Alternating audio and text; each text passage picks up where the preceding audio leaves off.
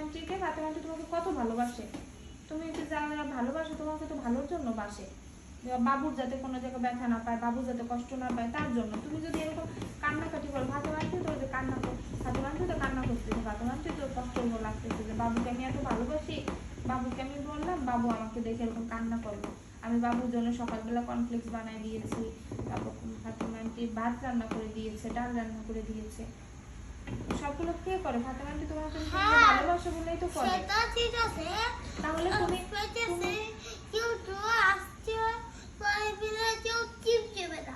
টিপ তো তুমিই দিয়েছো, কলিং বেল কে টিপ দিয়েছে? তুমি দিয়েছো না? হ্যাঁ। তাহলে তো বন্ধ করেছে শুধু নাজিম আঙ্কেল।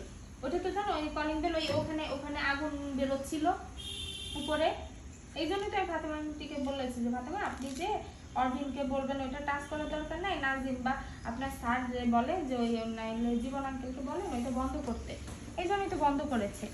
তুমি এরকম কান্নাকাটি শুরু করছো, ফাতেমা আন্টি তো খুবই মন খারাপ হয়ে গেছে। তুমি ফুলছো? আমি তো শুনেছি।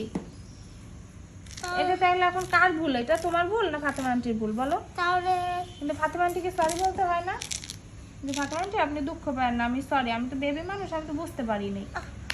এটা তোমার সরি বলতে হবে বাবা, এরকম করতে হয় না। সরি যাকে বলতে হয়, ভুল হলে সরি বলতে হয়, সরি বললে কেউ ছোট হয় না।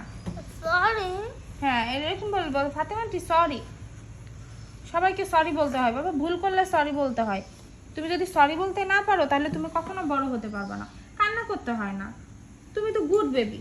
যারা ভয় পায় তারা সরি বলতে পারে না, যারা কাওয়ার্ড তারা সরি বলে না। তুমি কি কাওয়ার্ড? তুমি তো ব্রেভ বয়। কাঁদে না, ব্রেভ বয়রা কাঁদে? ব্রেভ বয়রা কখনো কাঁদে না। তুমি ব্রেভ বয়, নো কান্নাকাটি। ব্রেভ বয়রা কখনো কাঁদে না, ব্রেভ বয়দের মন অনেক শক্ত থাকে। কি করা?